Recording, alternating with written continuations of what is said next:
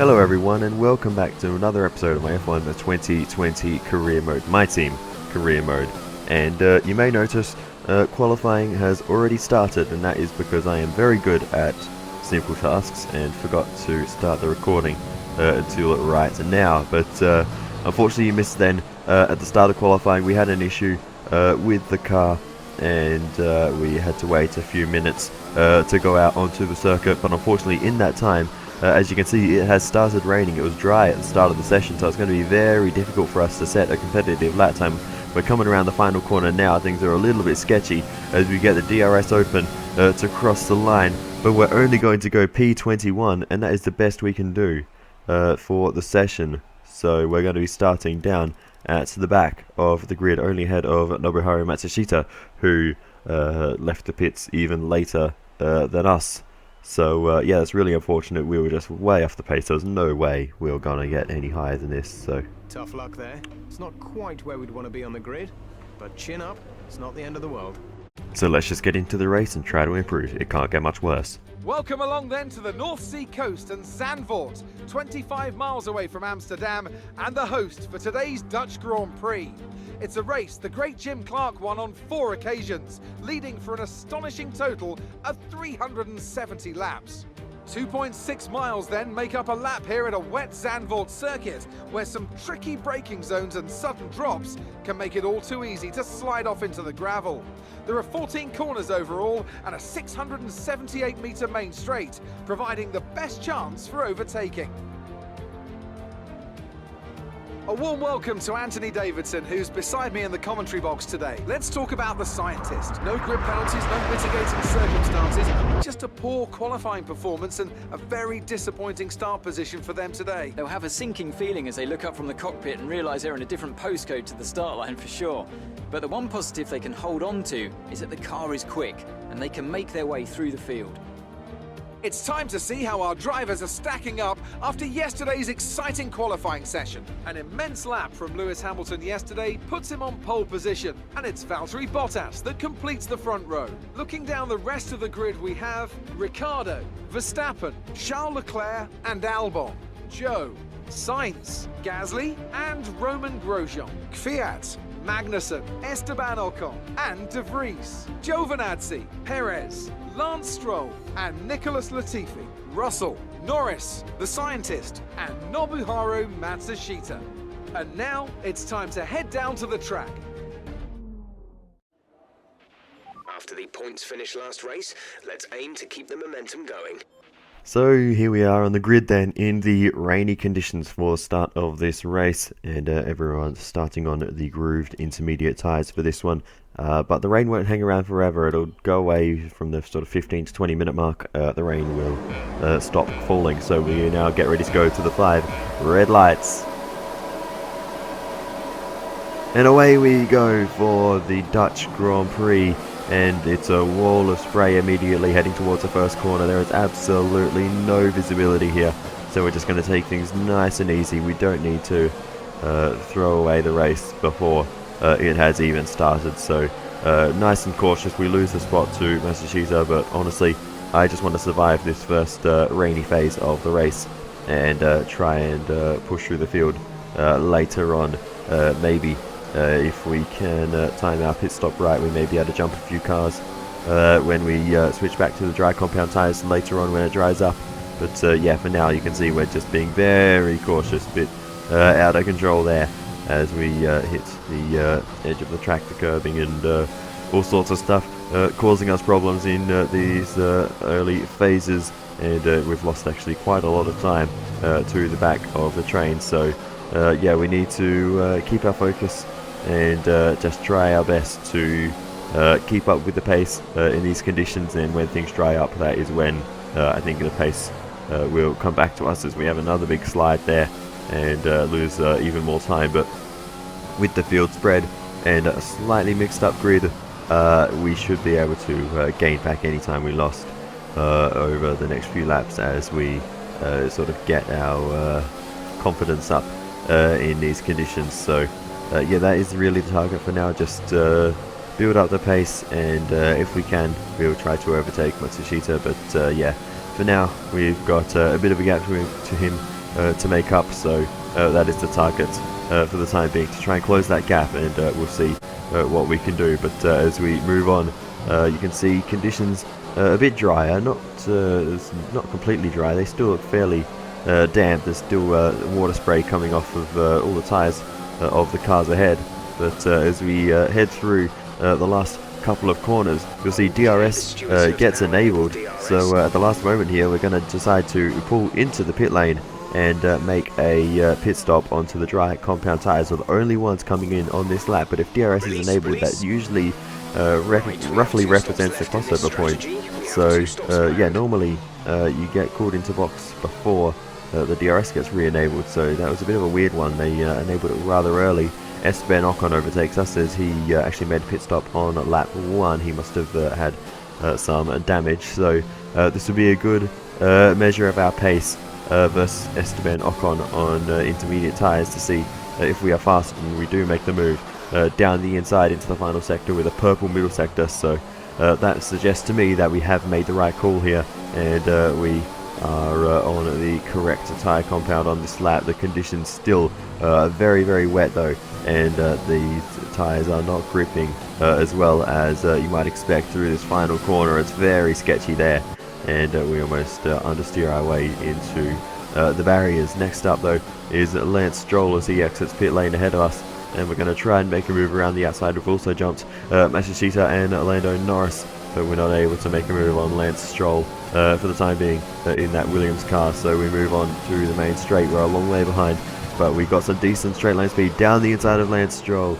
and he just about sees us coming there as we make that move on the Canadian, and we are now up and ahead of him, and there is the replay of that move.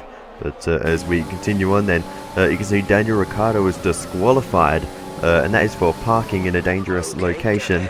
And as we head through this little chicane here, we come around. There he is, parked right in the middle of the road. That certainly is a dangerous location. We're very lucky to get away with that. I think he was ghosted, and that's what saved us there. We run deep into the penultimate corner and run onto now the straight. But yeah, I can only assume Ricciardo and Hamilton had a bit of a tangle fighting for the lead, and Ricciardo couldn't get moving again. I'm not sure exactly what happened, as Lando gives us a bit of a bump that actually damaged his front wing, and yeah, he has to make an extra pit stop, so unfortunate there for Norris. But yeah, I don't know what happened to Ricciardo. I didn't have a replay of it, unfortunately. So yeah, that will forever be a mystery. But anyway, we continue on down the inside of Sergio Perez into the first corner. That was a late move and a bit of contact made, as Sergio did not see us coming there. But we got away with it, made the move, and have gained that position. We're now up into 14th position and 4 places away from some valuable championship points. So next target is Antonio Giovinazzi as we head through the first few corners down the inside into turn 3. That was a move and a half to get through there, but I saw the opportunity as we had that bit of a run, and I had to make the most of it. Here's the onboard with Giovinazzi, and that pass looked a lot less pretty from his perspective, but the move was done nonetheless. But anyway, as we continue on, we then catch up to the Haas car of Nick de Vries, who is running at a very lofty position here. So he's done a great job in this race so far. He tries to defend. We take the outside line, 2 wheels on the grass just slightly as we head around the outside, and we get the move done on Nick de Vries, and that elevates us up into 12th position. So yeah, there's great progress through the field so far, just 2 places away from the points. So let's see. Radio. P12, we have P12. Magnussen is ahead of you. Gap to car in front is 11.3 seconds. And that gap to Magnussen is about to become very important, because that is Pierre Gasly retiring from the race with mechanical failure in the AlphaTauri, and he was running inside the top 10, so that elevates Magnussen into the top 10. So if we can catch Magnussen, that will put us up into the top 10, and as we pass the place where Gasly retired, that elevates us into 11th position at the moment, so just 1 place away from the World Championship points. So that is great for us. But anyway, we come into the pit stops now. I was very close to the left-hand side wall, but we come into the pits then for our pit stop. We have to make one more still after this. So yeah, these soft tyres are the fastest way to get to the end of the race after the start on the intermediates, but they don't last particularly long, so we need 3 sets of soft tyres to get to the end of the race from the point where we switch back to dries.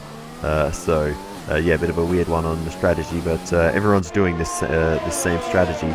So yeah, this stint is just pushing absolutely flat out and doing everything we can to catch up to that man ahead of us, Kevin Magnussen, in the Alfa Romeo car. So as we continue on, it is time for our next pit stop. Literally nothing happened during that entire stint, and we just make sure the soft tyres will be going onto the car. Don't want any silly business to happen, so we just confirm that just to be extra sure that we will get the soft compound tyres on. But you can see how close we are to Kevin Magnussen. That was a 11 seconds gap plus before this stint, and now we are literally chasing him out of the pit lane. So that is perfect. We can now chase after him on fresh tyres, and I think they have better tyre wear than us, so we need to make this move early. 11th place. And yeah, still down in 11th. So as we continue on then, getting closer and closer to Kevin Magnussen, and as we head out of the final corner, DRS open, and this is going to be a pretty easy pass actually on the day, and that elevates us up into the points paying positions into 10th, and that is absolutely amazing for us to recover to this position after starting 21st, dropping to the back for the entire first stint in the rain. To get points in this race is crazy. The gap to the car ahead is 2.9 seconds. But yeah, it's not over yet because Danny Kvyat isn't that far ahead. So as we move on, we are catching up to the Russian, and we'll see what we can do to make a move on him as we head through here to the big banked corner. We have a look around the outside, but no ability to make a move there. But we've got a great drive from the exit as we have a look to the inside. 2 wheels on the grass on the inside as we get the move done on Danny Kvyat and shut the door through the right-hander. We are up into 9th position now, and here's a replay of that move. 2 wheels on the grass on the left-hand side there to get that done. That was out of control through that section of the circuit, and now we are up into 9th position. Grosjean is the next car, 1.6 seconds up the road, as Jeff is saying in the background. So as we continue on, we do catch up to our teammate, who is running in a decent position, is going to bag a few points in this one, and we need to do our best to catch up to him as we go for a huge slide through the first corner. Up on that curve. The curves around this track are violent. You don't really want to touch them too much. But anyway, we've only got 3 real opportunities to overtake Grosjean left in this race, and that is down towards the first corner. We're not quite close enough on lap number 70. We do gain a lot of time through the first corner, but yeah, we were just not close enough to be able to make the move. And yeah, we are not entirely out of the woods in terms of our fuel burn yet either, so we need to be a little bit careful with that as we now head on to the penultimate lap. DRS open once again, but again it doesn't look like we're close enough to make a move on Grosjean. We gain in a straight line, but we're just not close enough to overtake our teammate, and we sit behind for another lap as things go. But onto the final lap now. DRS open, we're just slightly closer than the previous, and we got some decent straight line speed, but again we just can't quite get there. Trying to carry the speed as best we can through the first corner, and running a little bit wide there in doing so, trying to carry the speed through turn 4, this bank's left-hander, but again just not getting the exit that we did, say, compared to Danny Kvyat. Meanwhile, Lewis Hamilton has won the Dutch Grand Prix. A great drive from him. He has been dominating this race after Ricciardo had that issue. But as we continue on, we're reasonably close to Grosjean, but just not close enough to make a move in this DRS zone.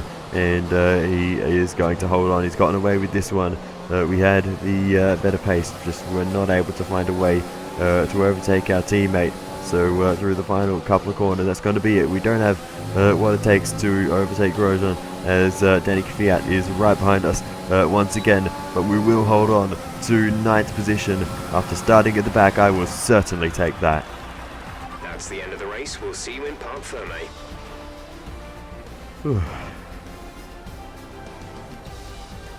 Well, there we have it. Driver of the day as well. Honestly, I can't complain about that one. That was a decent comeback. So Mercedes have won it, and what a great race it was. So Anthony, what made the difference out there today? I think that smart tyre management on track and very smooth driving definitely assisted in their victory today. That combination meant they got the absolute maximum out of their tyres at all times. And I could see the drivers starting to approach the podium for the victory celebrations. A real team victory today. Everybody played their part. Congratulations then to Mercedes, your race winners today. So there we have it. It is Lewis Hamilton who takes the race victory here today. Max Verstappen finishes second at his home event, with Charles Leclerc making it a double podium for Ferrari.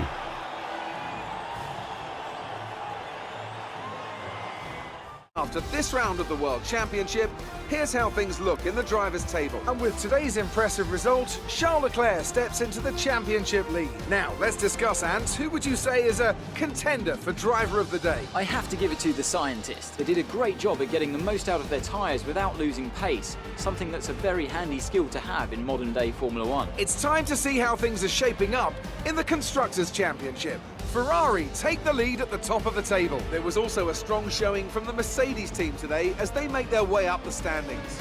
It's been an absolutely wild weekend of Formula One action. I can't wait to see what's next.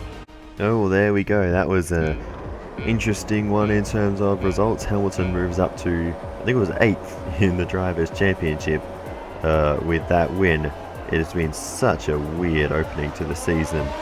That Hamilton, even with a win, is only in 8th position. He's had a number of DNFs as well, so I guess that explains that. But crazy. I don't know how to comment on the championship fight that we got going on so far in this championship season. But yeah. As for this race, though, sorry Lando, but I mean, he drove into us at the end of the day. At that point, there's not really anywhere we could have gone. We were just not sitting on the outside there, getting a bad exit, and yeah, he just drove straight into the side of us. But yeah, that is an absolute send on. Was that Nick de Vries there? One of the home favourites. Obviously, Max Verstappen, probably the more well-known of the two drivers, but Nick de Vries, his first Dutch Grand Prix in this Korean mode, so he was actually having a really decent race. I don't know where he ended up finishing, but yeah, he was running in some very decent positions throughout that race, considering he's driving a Haas, one of the worst cars on the grid. He did a fantastic job, so well done to him. But anyway, other than that, I think we got the most out of what we could have done today. We potentially could have beat Grosjean if we just drove a bit better, but at the end of the day, after starting out the back, any number of points is amazing, and considering Ricciardo, one of the main championship contenders, didn't finish, and he's still a net gain over him, and we're already ahead of in the championship of Hamilton. So it's going to be a weird odd season, this one, but we're just trying to be consistent. The fans really seem to enjoy that. It made it look easy. Did you struggle to get through all that traffic today? Yeah, it was a real struggle at the start in the rain, but once the conditions dried up, the pace really came back to us, and we're able to make our way back through the field rather nicely. Did you feel comfortable in the wet weather today? Yeah, as I said, we struggled for a little bit of pace in the wet weather, but Honestly, I felt relatively comfortable. I was just not able to make any overtakes. You lost to your teammate today. Was it just not your day? Yeah, he obviously started much higher up the grid after our issues in qualifying, so yeah, it wasn't our day today really, and we'll come back stronger next time and do a better job. Great. Well, that's everything. Thank you. It's funny driving for your own team because as a driver you blame the team, and as a team you blame the driver when stuff goes wrong. And if you're an owner driver, either way you're blaming yourself. So that's a bit of a weird paradox there, but anyway. So yeah, that is the end of the Dutch Grand Prix. A healthy amount of money getting pulled in for that, so awesome stuff. And Grosjean doing his job quite well recently, getting a few points on the board for us, so that is fantastic, and it will it could very well make the difference by the end of the year. That's not good. Our engine upgrade has failed. That was a power upgrade that would have been really good heading into Spain, where it's quite difficult to make overtakes. So yeah, that would have been good to have a bit more straight line speed along the front straight, and maybe make overtaking slightly easier, but that upgrade's not going to come in until a bit later now. But anyway, onto the activity timeline, and trying to decide what to do here with this. We've only got 2 days, so we have to make them count. I had a look at our facilities as well, but we'll get to that in just a moment. In the end, I went for the weight training for Romain Grosjean to boost his stats as much as we can.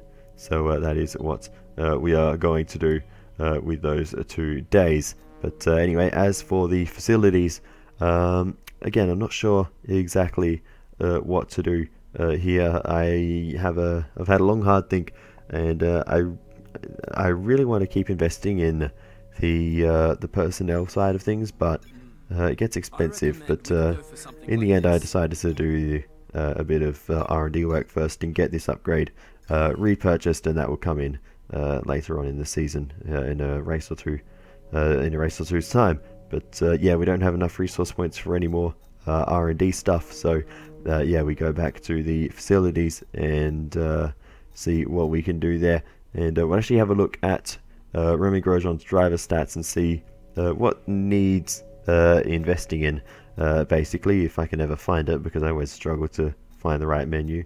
But it's one of these ones, and I think I've actually scrolled past it. It's in the Finances tab. If you scroll down here, there it is, and you can see his updated stats with the full effects of our facilities, and you can see his pace probably needs the most work. Awareness, I feel like, is not necessarily that important. We haven't seen him make too many mistakes, so that has been okay. So yeah, pace needs a bit of work, and we'll try to do that over the next few episodes, and invest in that part of the department. But yeah, overall, he's starting to get some good results together now that the car is at a level where he can, get those top 10s. So yeah, he's going to start pulling in some good points over the next few races, I am quite sure. But anyway, despite everything I just said, we're not actually going to invest in the personnel facilities because it gets kind of expensive. So while we potentially could, we're actually going to go with the marketing facility, and we will upgrade that instead. And yeah, we haven't really focused on the marketing side of things very much, so yeah, we will give that a bit of attention as well. But other than that, there is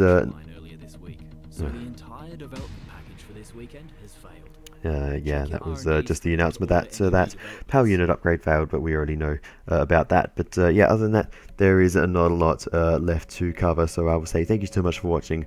Let me know how I can improve videos in the future, and I'll see you next time. Goodbye.